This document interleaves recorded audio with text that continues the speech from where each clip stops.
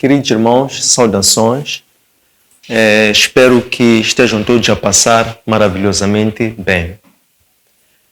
Nós temos como proposta de tema para a aula de hoje a proclamação do reino, que tem como fundamento o Evangelho de Mateus, capítulo 1, versículo 1 a capítulo 4, versículo 17.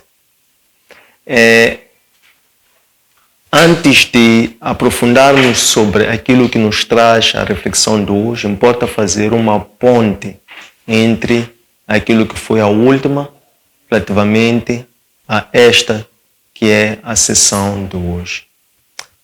Com efeito, na última sessão da ministração da palavra, nós meditamos em prol do livro de Jonas, profeta Jonas, este que foi enviado pelo Senhor para que fosse a Nínive e fosse lá anunciar a salvação para o povo de Nínive.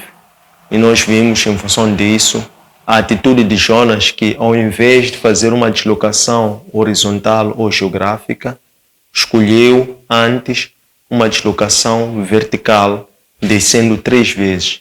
Primeiro desceu para Jafa, depois desceu para o barco e finalmente desceu para o porão, encontrando-se aqui no abismo. Foi quando ele, arrependido, pediu para que voltasse a ver o templo e que também ele cumprisse os votos que iria fazer com o Senhor. É quando finalmente ele foi cuspido por esse grande peixe e foi finalmente enviado para Nínive para ir pregar a salvação.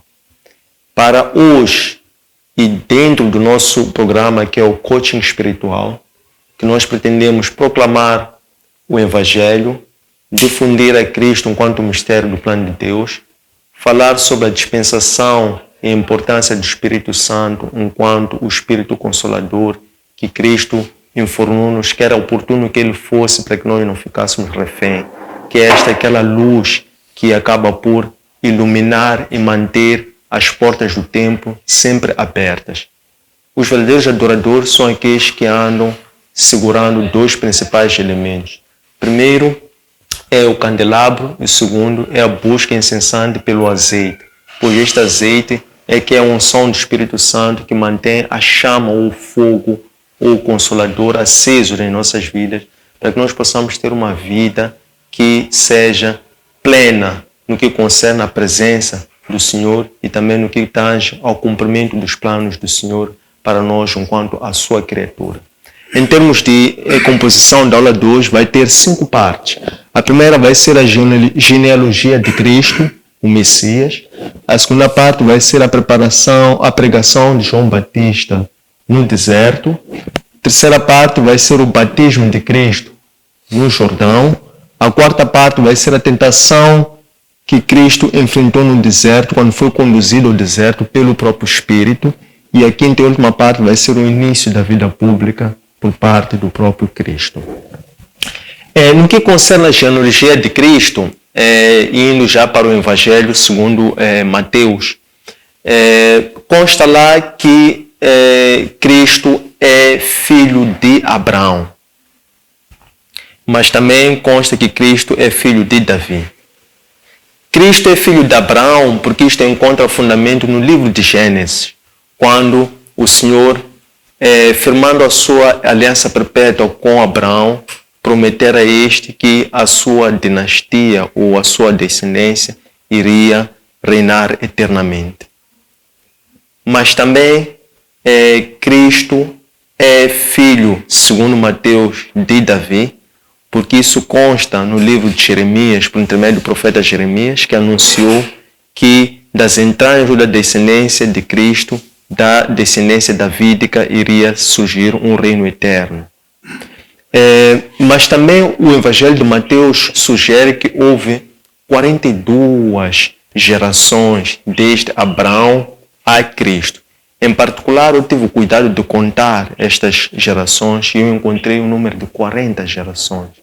Portanto, 14 gerações de Abraão até Davi, 14 gerações de Davi até a deportação ao exílio na Babilônia e 12 gerações do exílio da Babilônia até Cristo, enquanto filho de José.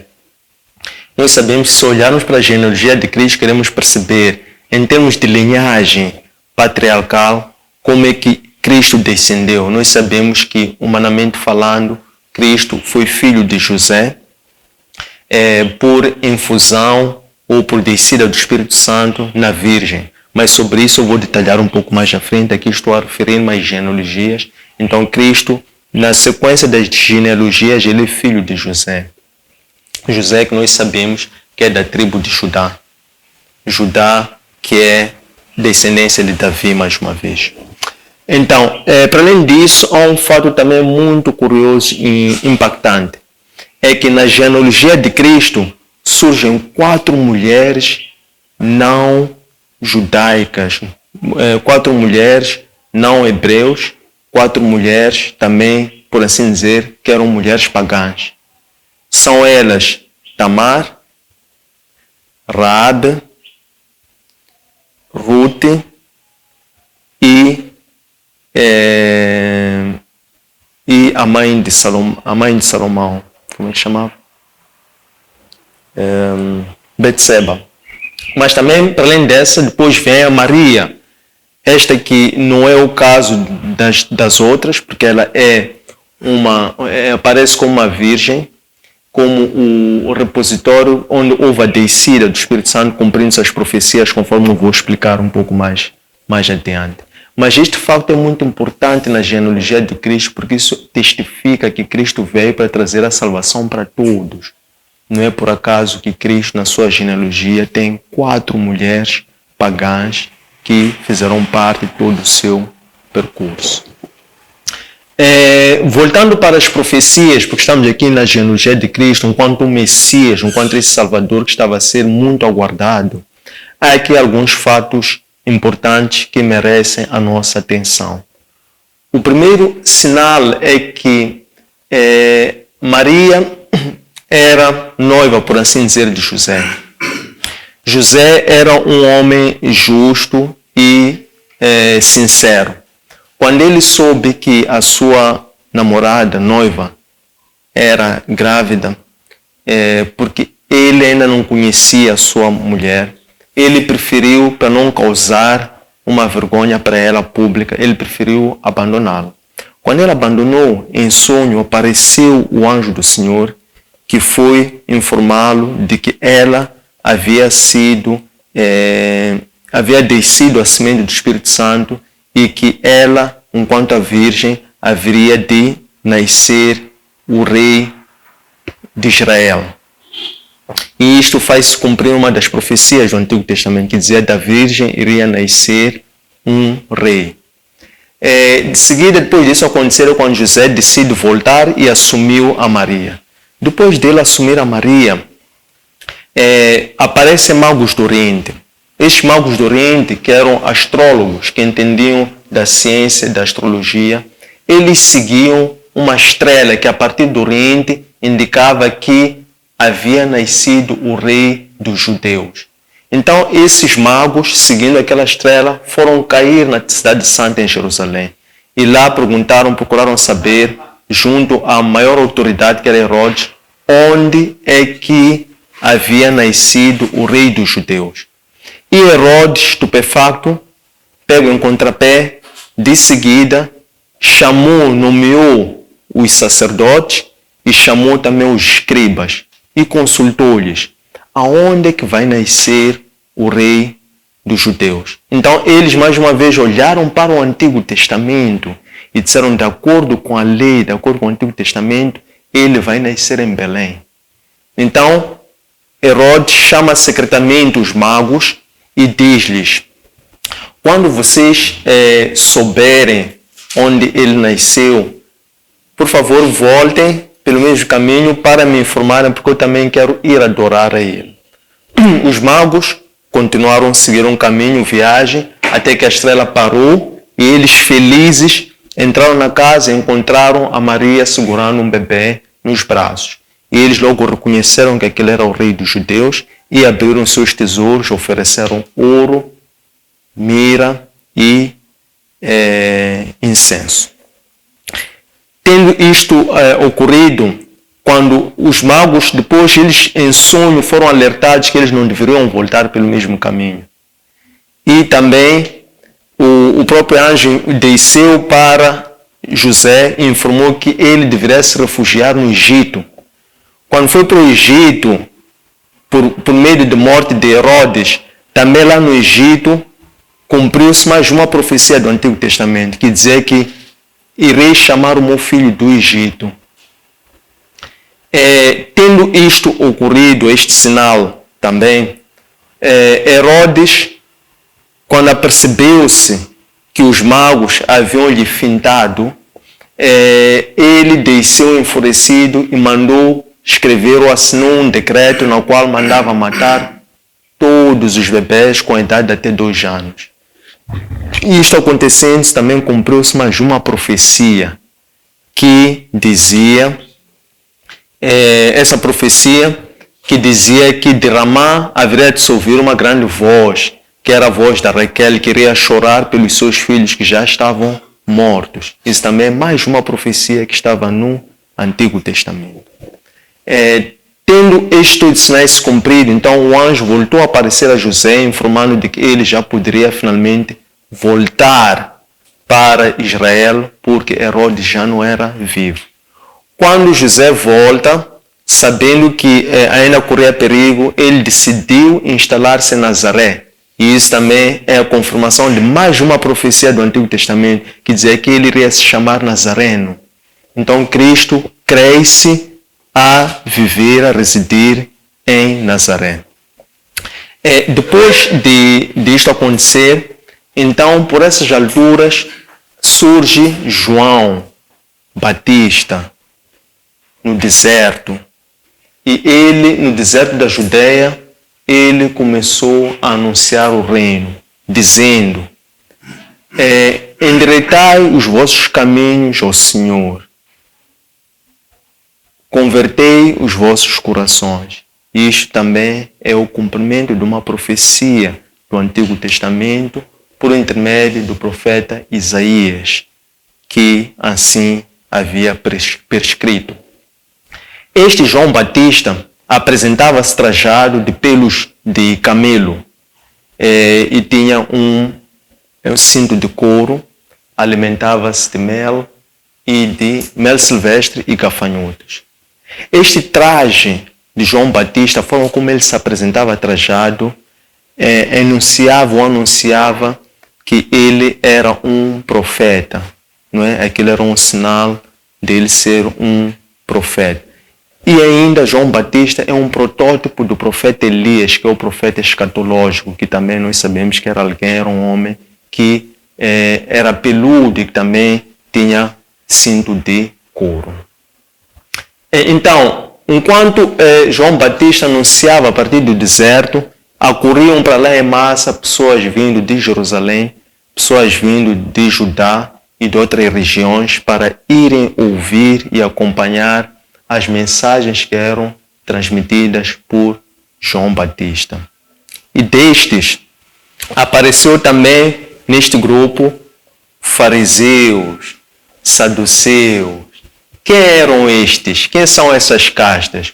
Os fariseus são os que eram designados doutores da lei, mas eram pessoas que não tinham nenhum entendimento. Eram pessoas que gabavam-se de entenderem a lei, mas não praticavam nada daquilo que apregoavam.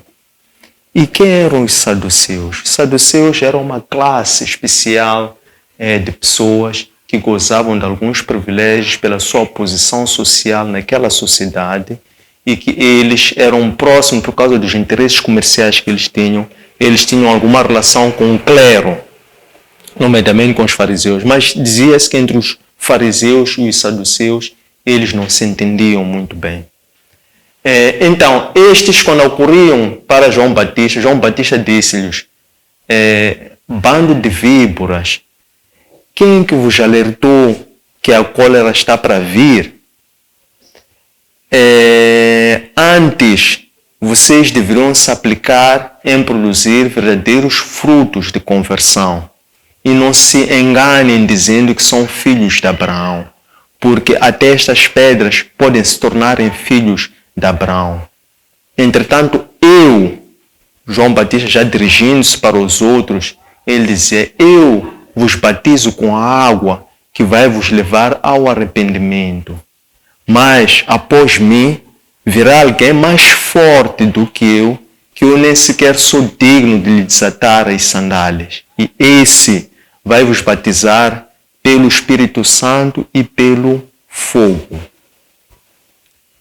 Então, após este anúncio de João Batista, na sequência da descrição desta narrativa no Evangelho de Mateus, aproximou-se a João Batista Cristo, Jesus.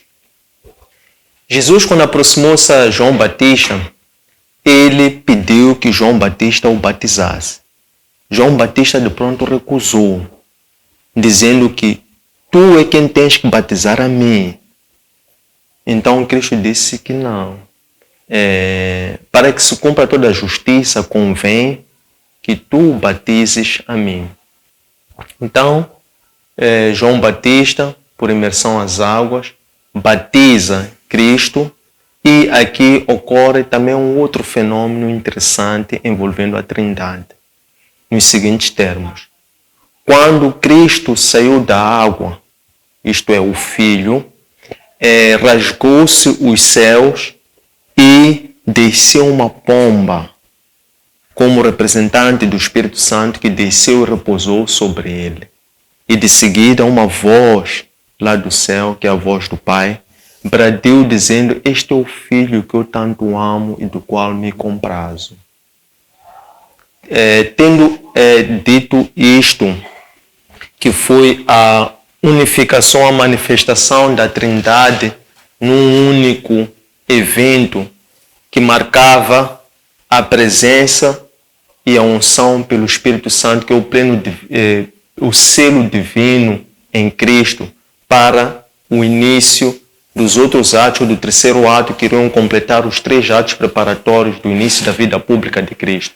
Porque o primeiro já havia sido a pregação de João, o segundo fora este, que foi o batismo de Cristo. Sucede que, logo após Cristo ter sido batizado, o próprio Espírito Santo, tal como a Escritura diz, o Espírito convocou, convidou, atraiu Cristo para que ele fosse ao deserto, para que Cristo experimentasse de seguida o batismo no fogo, na sua própria pessoa. Como? Incorrendo nas 3 tentações que iriam se suceder, enquanto que Cristo prefigurasse nesta sequência como um novo Moisés, ou como se fosse um novo Êxodo. Tendo Cristo feito ao deserto, ele permaneceu lá em jejum por 40 dias e 40 noites. Tendo se cumprido esse tempo, surge Satanás, porque Satanás conhece a nossa condição humana. Ele tentou Cristo enquanto a dimensão humana de Cristo. Foi quando Satanás aparece, por saber que Cristo estava, de certo modo, fatigado, estava com sede, estava com fome e também, naturalmente, cansado.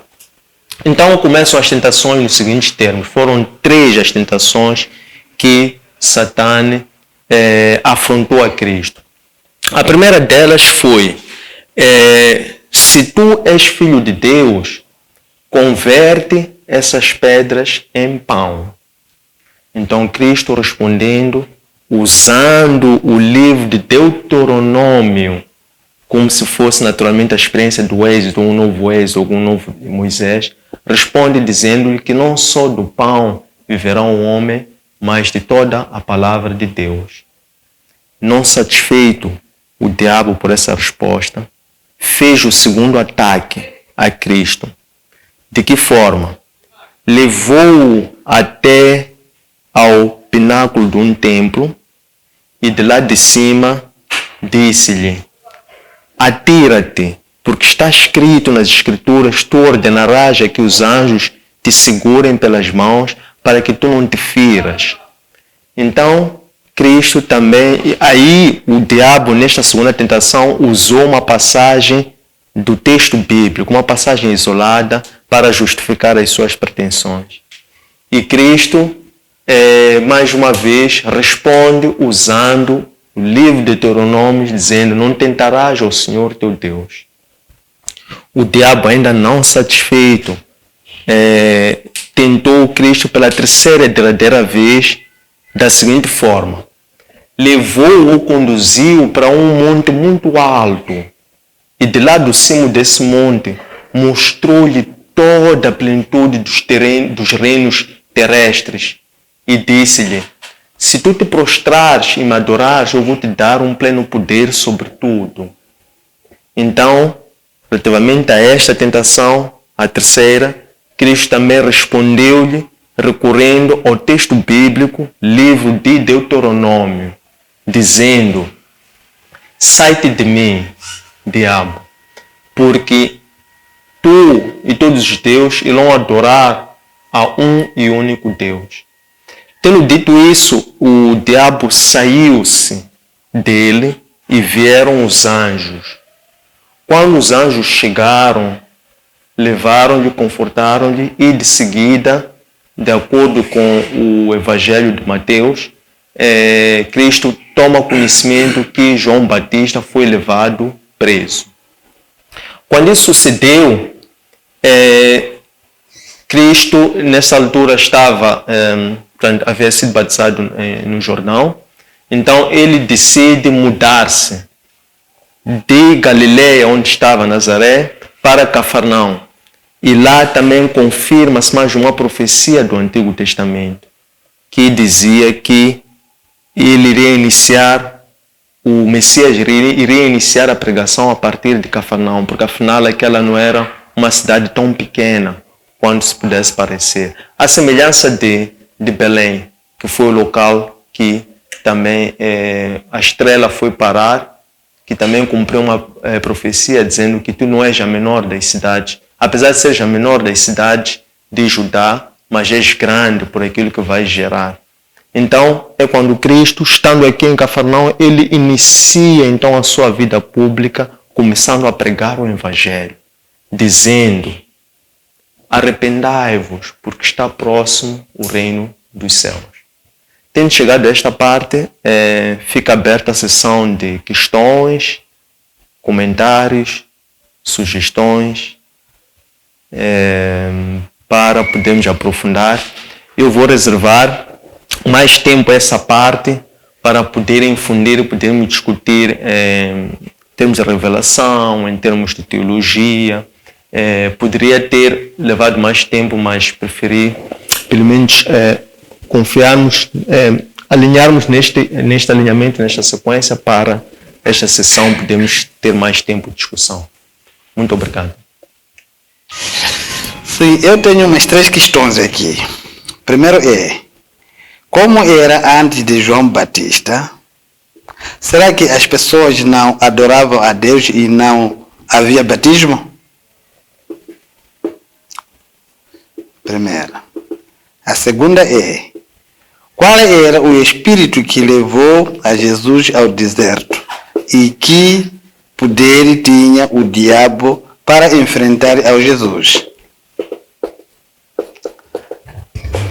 Terceiro, de tudo isto que o diabo tentava ao Jesus, que autoridade tem o diabo?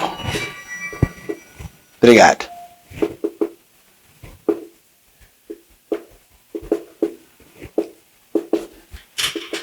Irmãos em Cristo, eu gostaria de perceber o que é o reino dos céus. Segundo, quem ou como foi proclamado o reino dos céus?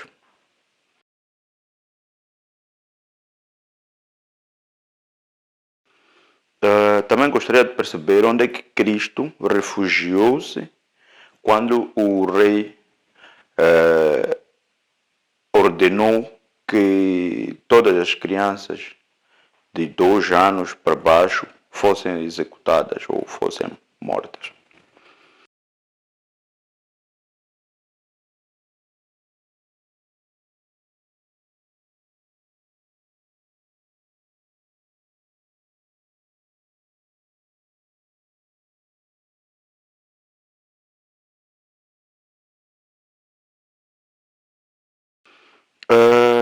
Eu gostaria de perceber também qual é a linhagem de Maria. Também gostaria de perceber porque que Deus escolheu a Maria para receber Cristo. Será pelo caráter, será pela linhagem, ou será pelas obras que ela os praticava?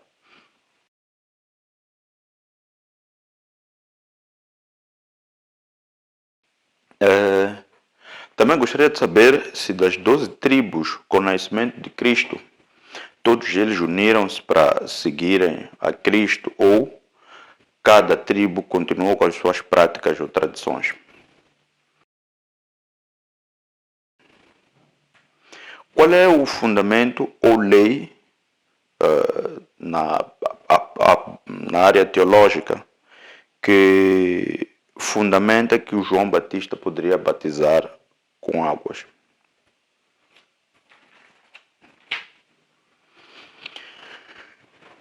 João Batista, como já se estava a ver, prevê o nascimento de alguém que batizaria com o Espírito Santo.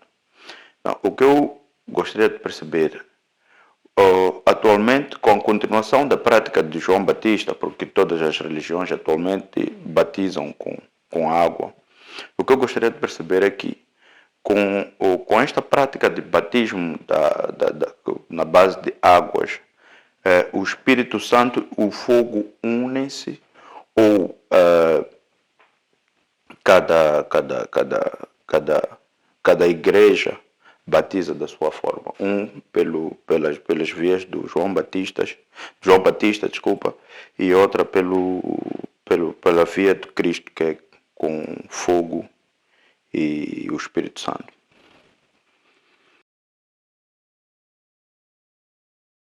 E que o 3 foi um número muito repetido. Os 3, o nome do Pai, do Filho e do Espírito Santo,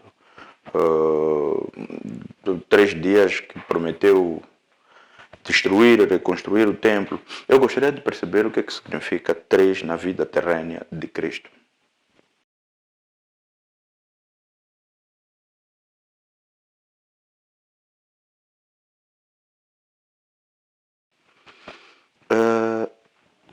Também gostaria de perceber o porquê que Deus permitiu que Cristo fosse tentado. Gostaria também de perceber qual é o momento que marca o início da vida pública de Cristo.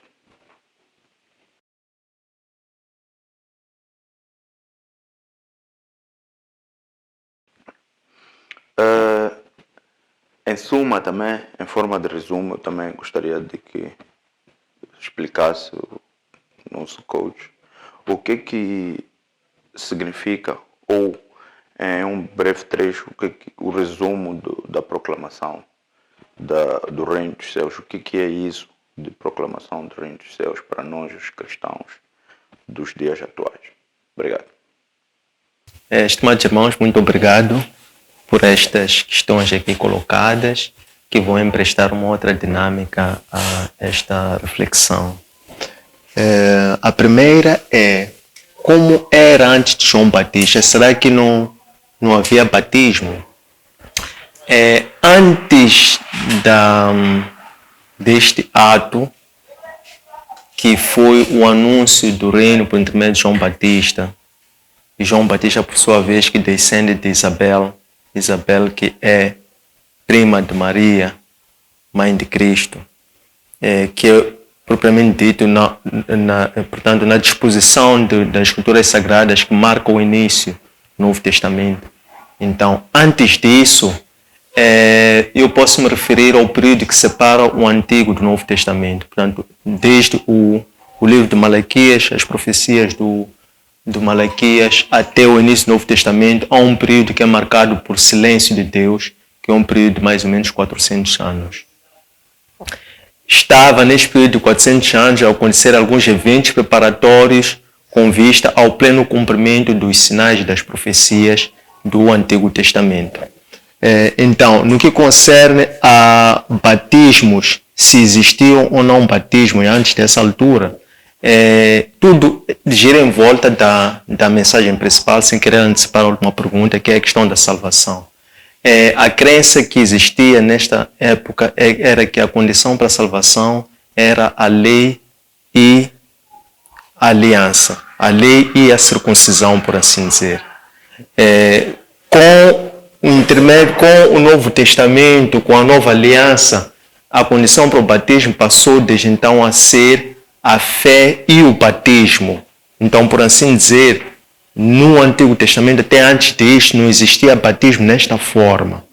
Okay? Porque nesta altura, a condição para a salvação era a lei e a circuncisão. Segunda questão, qual era o espírito, ou que espírito é que levou Jesus ou conduziu Jesus ao deserto? E que poder tinha o diabo para enfrentar a Jesus? De acordo com o Evangelho de Mateus, o espírito que levou Jesus ao deserto é aquele espírito que Cristo recebeu quando foi batizado. É o Espírito Santo. Então, o mesmo Espírito Santo que batizou, que pôs o selo da plenitude divina em Cristo, foi esse mesmo Espírito que de seguida conduziu Cristo para o deserto. Portanto, o batismo pelo fogo, porque Cristo tinha que ser testado, tinha que ser batizado pelo fogo. O que é o batismo pelo fogo nos dias de hoje? São todas as tentações, perseguições, turbulências que as pessoas enfrentam, sobretudo quem acaba de receber o Espírito Santo. Ele é feito um grande teste, uma grande prova, que é chamado batismo pelo fogo. No caso, o que Cristo fez para poder passar por esse batismo pelo fogo? Ele fez o uso de todo o conhecimento que ele tinha do texto bíblico. Então não basta só conhecer o texto bíblico.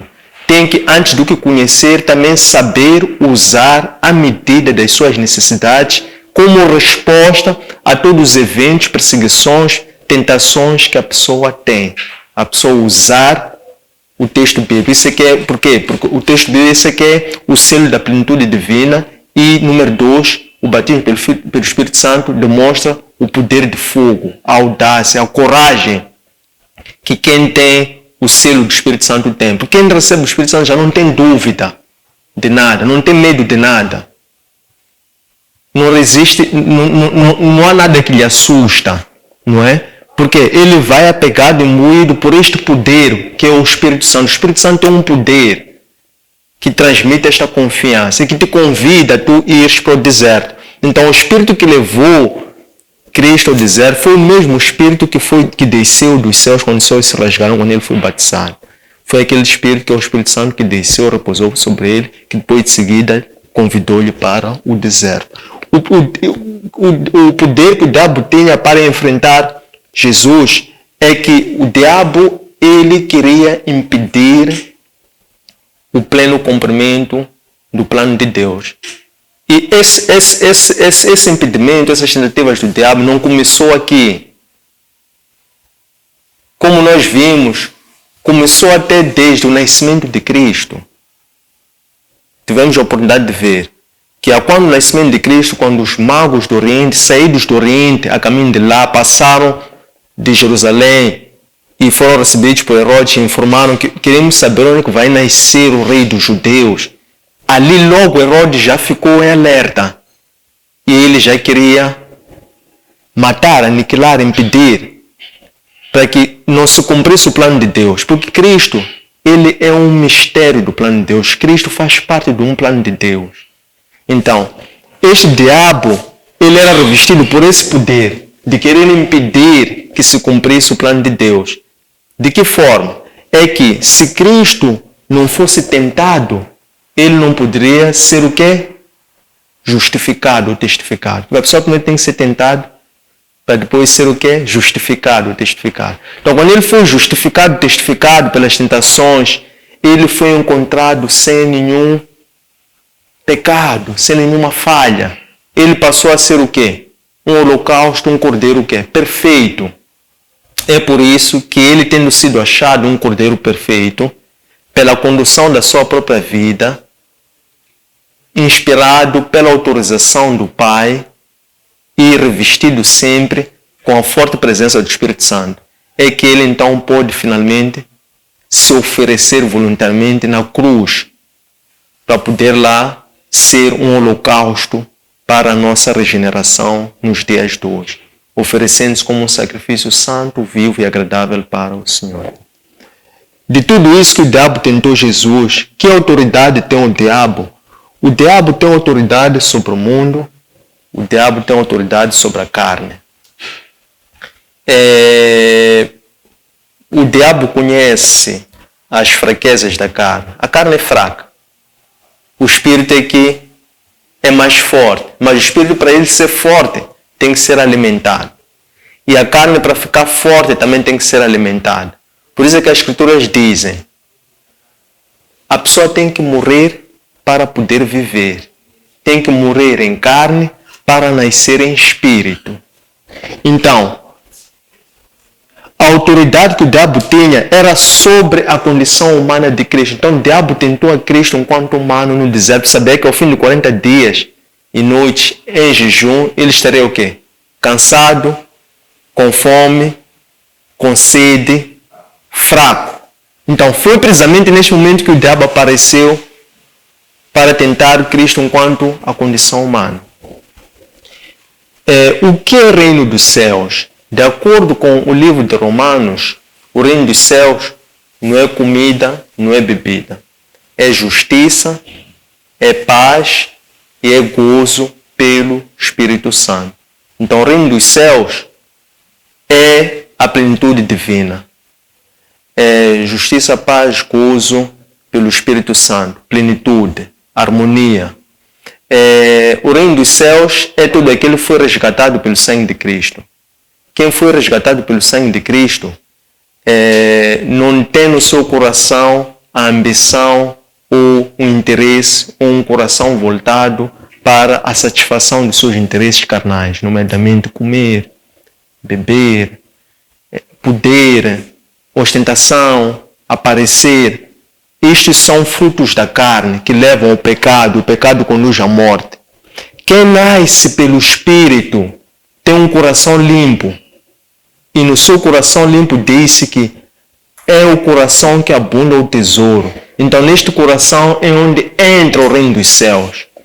E nesse coração, quando entra o reino dos céus, a busca, a conquista dessa pessoa aqui nessa terra passa a ser a juntar tesouros no reino dos céus. Que é o quê? Salvar almas. Essa é a riqueza de quem foi salvo pelo Espírito Santo. Quem recebe o Espírito Santo, logo de seguida, ganha sede de ganhar almas, conquistar almas. Porque esse é o seu preço, é o seu salário. Quanto mais almas a pessoa salva, mais cresce, mais tesouro é, mais rico é. Então essa passa a ser a mentalidade, a mudança de mindset de uma pessoa que é movida pela carne versus uma pessoa que nasceu pelo Espírito Santo, que recebe o Espírito Santo, que adquire este poder e coragem para se fazer os desafios. Porque ele sabe que ele apega-se à promessa de Cristo. Cristo disse: no mundo tereis aflições, sim, e muitas, mas tende bom ânimo, porque eu venci o mundo. Quem tem o selo de Cristo, tem a plenitude de Cristo, não só entende isso, mas também ganha coragem, que é o que falta a muitos para poder andar pela fé. Quinta questão: quem proclamou o reino dos céus no contexto 2? Quem proclamou o reino dos céus no contexto 2 foi João Batista, a partir do deserto, quando ele cumpriu o que estava prescrito pelo profeta Isaías no Antigo Testamento. Dizia: a partir do deserto uma voz haveria de anunciar o reino. E João Batista, neste caso, ele dizia: endireitai os vossos caminhos, ou preparai os vossos caminhos, endireitai as veredas. Essa foi a mensagem que que João Batista proclamou. Quero a conversão, quero o arrependimento, a necessidade das pessoas se arrepender. Ninguém pode conhecer o reino dos céus sem antes se arrepender. Onde é que Cristo se refugiou quando o rei Herodes decretou a morte de crianças com menor de 2 anos? Nesta altura, o anjo desceu para José, pai de Cristo, e informou-lhes do perigo que eles iriam correr e, como tal, eles tinham que se refugiar no Egito. Qual é a linhagem da Maria? A Maria é da linhagem de Levi. porque Maria é prima de Isabel, os pais delas eram irmãos, e esses são descendentes da tribo de Levi. Por que Deus escolheu Maria como progenitora de Messias? Porque estava prescrito também no Antigo Testamento que iria ser um nascimento virginal. Então, esse nascimento virginal foi encontrado na pessoa de Maria, enquanto companheira de José, que era descendente de Davi. Por isso é que o Evangelho de Mateus diz que Cristo é filho de Abraão, Cristo é filho de Davi. Com o nascimento de Cristo, as tribos se unificaram? Não necessariamente. Com o nascimento, até mais do que o nascimento, com o início da proclamação do reino por parte de Cristo, o que se trouxe de novo, que é o que prefigura a Boa Nova, é que a Boa Nova significa que a salvação é agora oferecida para todos, independentemente da tribo, e ainda que não fosse judeu. Né? Na verdade, Cristo ele veio para salvar estes outros rejeitados, oprimidos. E Cristo ele não estava mais preocupado em converter judeus, porque ele conhecia que eram pessoas muito apegadas à lei, a tradições, eram pessoas religiosas. Ele estava mais voltado para aqueles que eram excluídos no Antigo Testamento. Qual é a lei que fundamentava que João batizava através das águas? Ok. Na vida civil, há muito tempo, e isso é para fundamentar aquilo que João Batista disse. Porque João Batista disse: eu vou vos batizar com as águas que vai vos conduzir ao arrependimento. Mas depois de mim, há de vir alguém que é mais forte do que eu, que esse vai vos batizar com o Espírito Santo e com fogo. O que João Batista estava a dizer com isto? Que ele batizaria com as águas que iria conduzir ao arrependimento. É que, de seguida, apareceram quem? Fariseus e saduceus. Também foram para serem batizados. Mas como é que João Batista reagiu? Chamou-lhes de bando de víboras. Chamou-lhes de bando de víboras. Porque sustentou dizendo que eles eram pessoas hipócritas. Eles não estavam arrependidos. Eles só queriam ser batizados porque entendiam que aquele era um momento em função da forma como as pessoas estavam a ocorrer. Mas eram pessoas que eram apegadas às suas tradições, aos seus hábitos, à lei, e que defendiam a lei ou defendiam um jugo que nem eles próprios, um fardo que nem eles próprios carregavam. Então, João Batista disse a eles que antes vocês deveriam se aplicar em produzir frutos dignos de conversão. O que é isso? Arrependimento. Vocês deveriam primeiro se arrepender antes de virem pedir para ser batizado. Aqui é que entra a grande questão. Quais são as condições para o batismo? O verdadeiro batismo, a primeira condição para o batismo é o arrependimento. Porque senão esse batismo não há de ser eficaz. Deus esquadrinha corações. Conhece as verdadeiras intenções das pessoas. Então, no Corão, por exemplo, diz que tem que haver um empenhamento. O que é empenhamento? A pessoa tem que se aplicar em fazer uma consciência, uma autoanálise, uma reflexão, em olhar para a sua vida, para a sua condição e reconhecer onde é que falhou, quais são os hábitos, os comportamentos, as atitudes, tem que deixar de lado. Isso é que se chama arrependimento, antes de ir pedir para ser batizado. Tem que haver um empenhamento, tem que se aplicar. Tem que fazer um exercício da sua consciência. Não só batizar porque é campanha de batismo. E não só batizar para ficar pelo batismo pelas águas. O batismo pelas águas não te leva à salvação. João Batista foi claro. Eu vou vos batizar com a água que vai vos conduzir ao arrependimento. E depois de mim há de vir alguém mais forte do que eu nem sequer sou digno de lhe desatar as sandálias. É por isso que quando Cristo foi pedir para João Batista lhe batizar, João Batista negou, disse, tu é que tens que me batizar. Então, o batismo pelas águas não é um fim, mas antes tem que haver um arrependimento. Para haver um arrependimento tem que haver uma consciencialização, um exame de consciência. A pessoa tem que se autoconsciencializar, tem que querer mudar de atitudes de comportamento, tem que produzir frutos, que é este arrependimento. E depois de produzir frutos, então pode aproximar-se para receber um batismo que vai conduzir ao arrependimento. E a partir daí, então a pessoa nasce em espírito e começa já uma nova caminhada em Cristo. E nessa nova caminhada em Cristo, depois a pessoa pode ser batizada já pelo Cristo, pelo próprio Cristo, que é o batismo pelo Espírito Santo. As igrejas que batizam com água também batizam com o Espírito Santo do fogo. Pronto, isto é um pouco, acho que eu adentei um pouco isto, né? O que significa o número 3 no contexto da vida de Cristo?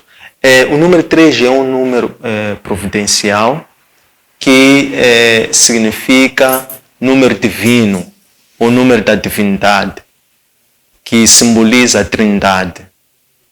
Dimensão Pai, Filho, Espírito Santo. Todos são 3 pessoas, mas as 3 pessoas são uma. É uno. 3 é 1. O poder, a pessoa é o mesmo. É a Trindade. A Trindade. Uma Trindade. 3 em 1. Então, número 3, no contexto da vida de Cristo, significa isso. Mas, acima de tudo, o que eu quero dizer com isso? São sinais.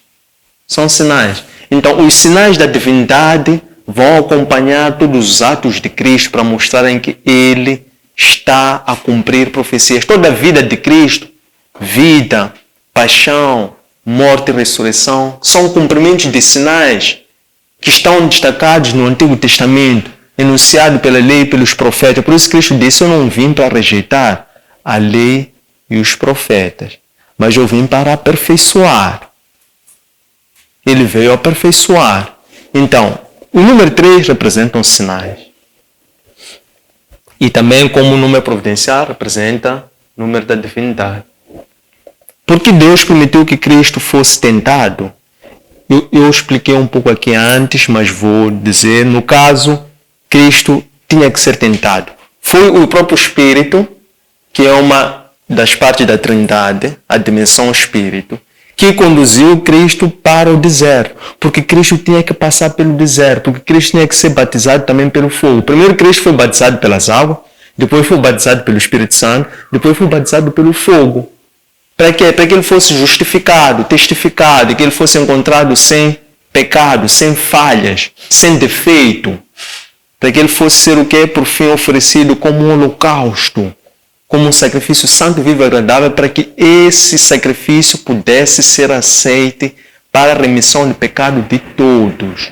Então, Cristo foi esta divindade, foi esta perfeição. Cristo, por isso assim, é seguro dizer que Cristo é um mistério do plano de Deus. Cristo é o Messias. Cristo é o pastor. Cristo é o profeta. Cristo é filho de Deus.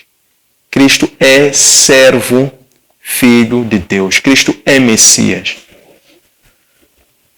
Qual foi o momento em que Cristo iniciou a sua vida pública?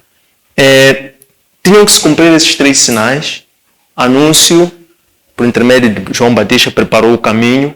O próprio batismo de Cristo. E terceiro, a tentação no deserto.